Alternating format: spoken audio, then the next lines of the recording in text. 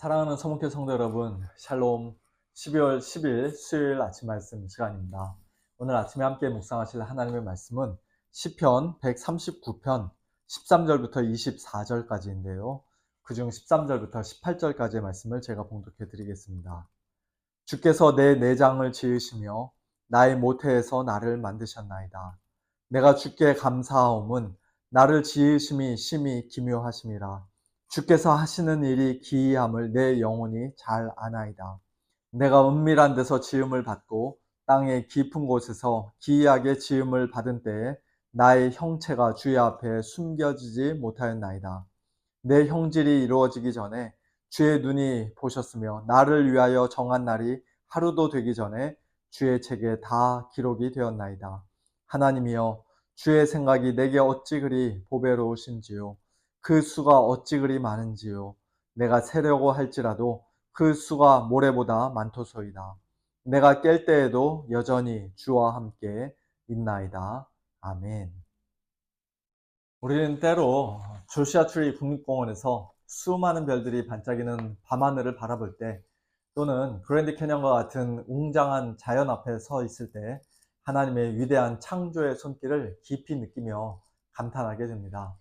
그런데 반대로 눈에 보이지도 않을 정도로 아주 작은 태아가 엄마 뱃속에서 꼬물꼬물 움직이는 모습을 병원에서 초음파를 통해 볼 때에도, 그리고 그 작은 태아의 심장 박동 소리를 들을 때에도 우리는 동일하게 하나님의 신비로운 창조의 손길을 느끼며 경탄하게 됩니다.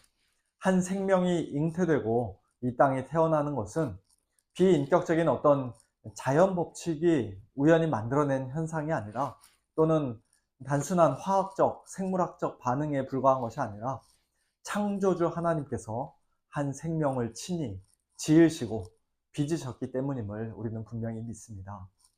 오늘 본문인 시편 139편 13절 이하에서 다윗도 그와 같은 진리를 고백합니다.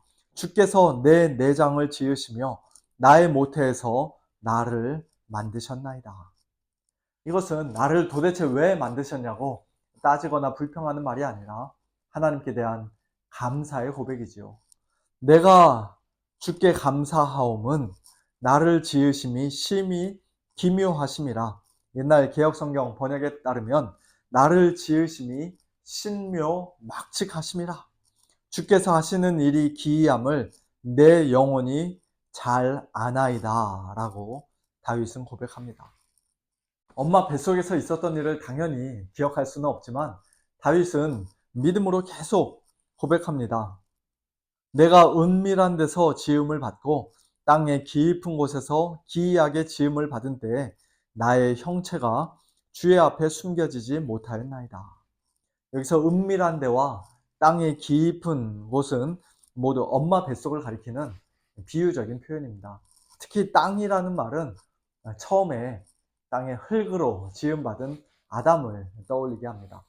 다윗은 이처럼 자신을 지으시고 만드신 하나님의 기이한 창조의 능력만을 찬양하는 데서 멈추지 않고 거기서 한 걸음 더 나아가 자신이 태어나기 전부터 자신을 속속들이 다 알고 계셨던 하나님의 특별한 은혜 또한 고백하며 찬양합니다.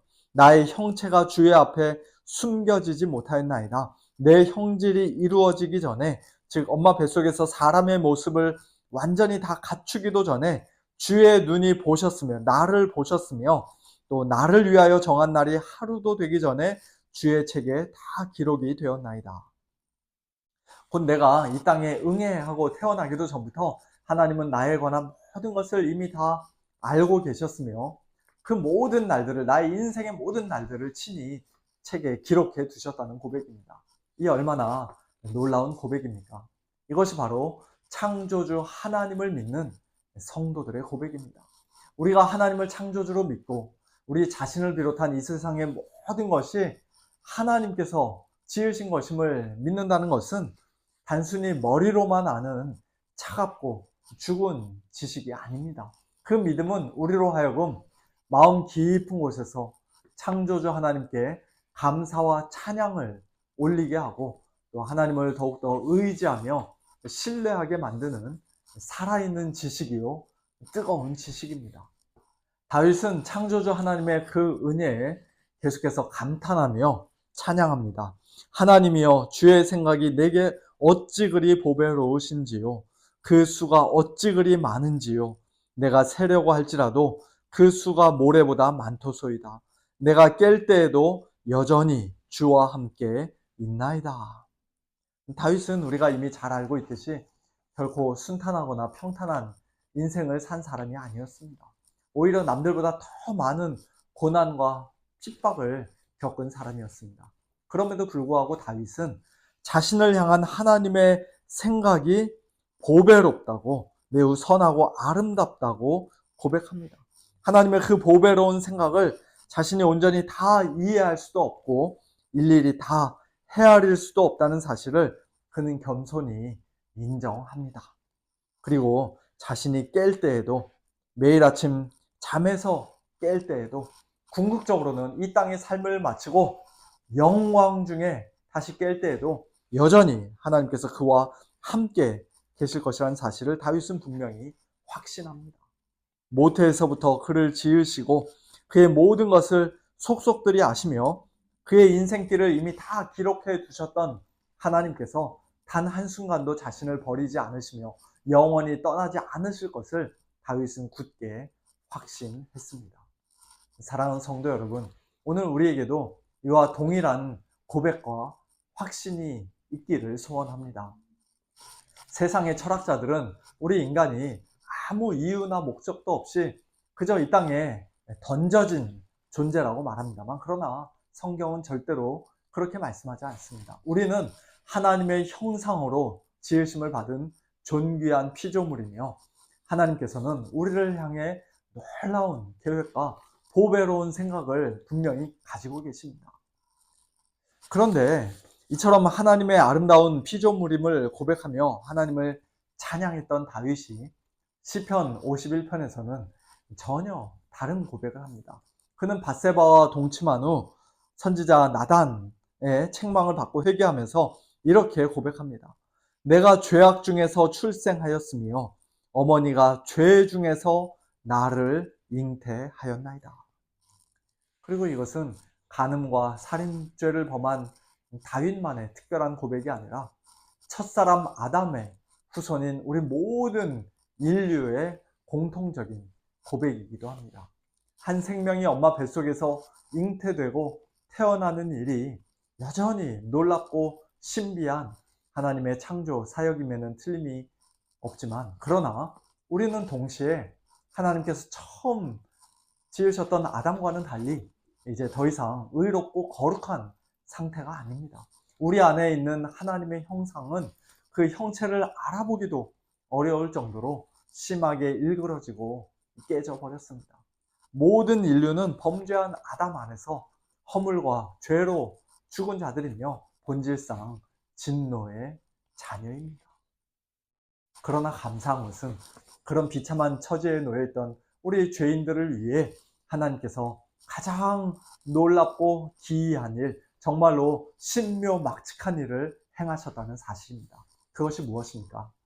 바로 하나님의 아들이신 예수님께서 모태 성령으로 잉태되셨고 죄 없는 둘째 아담으로 온전한 하나님의 형상으로 태어나신 사건입니다.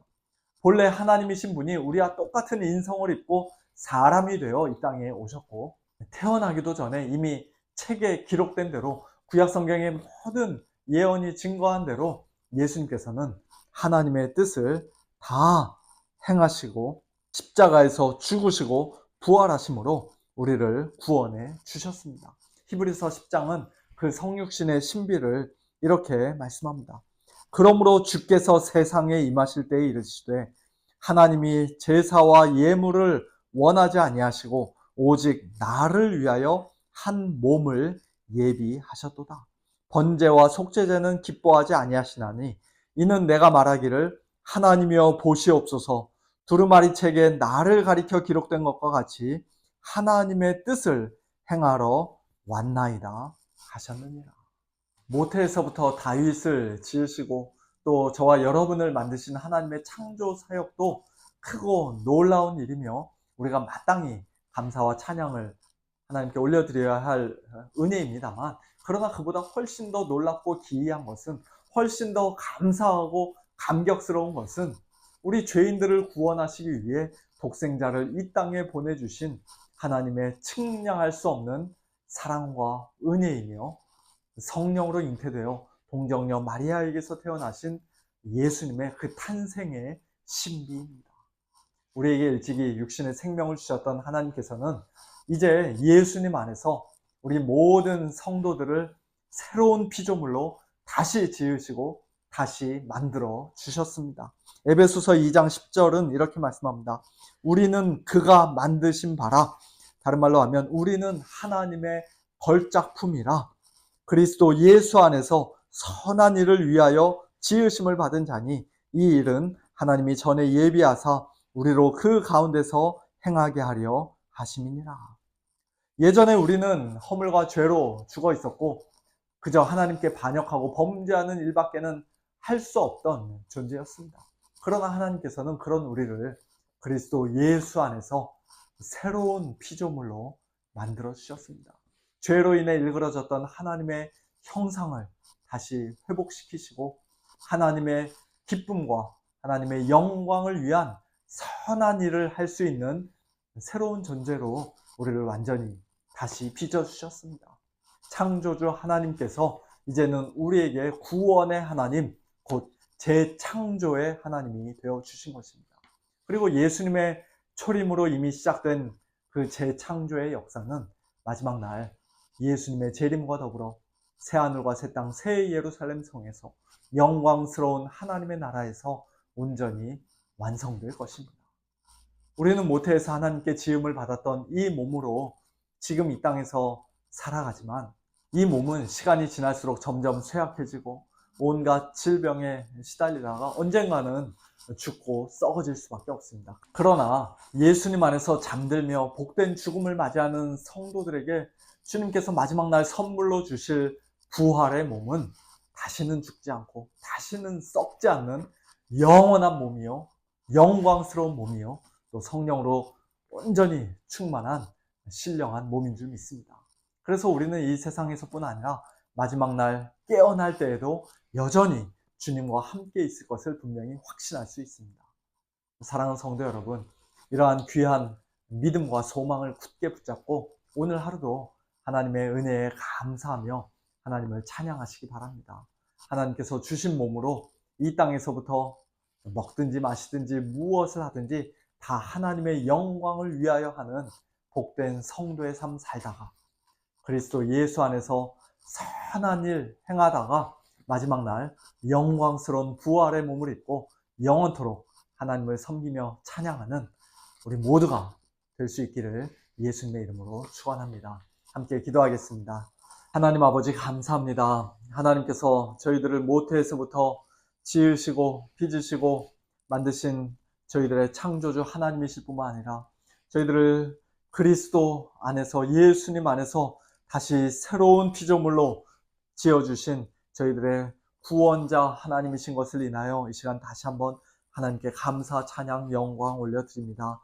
하나님 아버지, 저희들이 이 땅에서는 참 죄의 영향으로 인해 어쩔 수 없이 저희들의 몸이 낡아지고 쇠하여지고 또 언젠가는 죽고 썩어질 수밖에 없지만, 그러나 그리스도 예수 안에서 저희들에게 마지막 날 약속하신 영광스러운 부활의 몸으로 저희들이 하나님을 영원토록 섬기며 찬양할 것을 저희들이 분명히 믿습니다. 그 믿음 가지고, 그 부활의 소망, 영생의 소망 가지고 오늘 하루도 이 땅에서 이제 하나님 앞에 선한 일을 행하는 하나님의 백성으로 살기를 원합니다. 저희들의 몸을 하나님이 기뻐하시는 거룩한 산 제물로 올려드리게 하시고, 먹든지 마시든지 무엇을 하든지 하나님의 영광을 위하여 하는 거룩한 성도들로 살게 하여 주시옵소서. 하나님 아버지, 사랑하는 우리 소문의 식구들 오늘도 찾아가 주시고 위로하여 주시고 함께해 주시길 원합니다. 깰 때에도 하나님께서 늘 함께 하시는 것을 경험하게 하여 주시기를 원합니다. 특별히 육신적으로 연약한 우리 성도님들 오늘도 찾아가 주셔서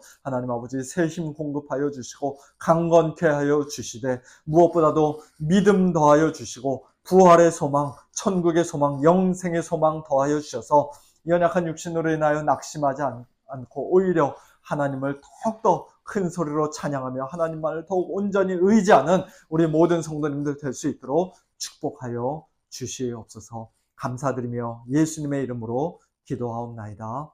아멘. 네, 성도님들 오늘도 하나님과 동행하시는 복된 하루 보내시길 바라고요. 저녁에 찬양과 기도의 밤 때 뵙도록 하겠습니다. 샬롬.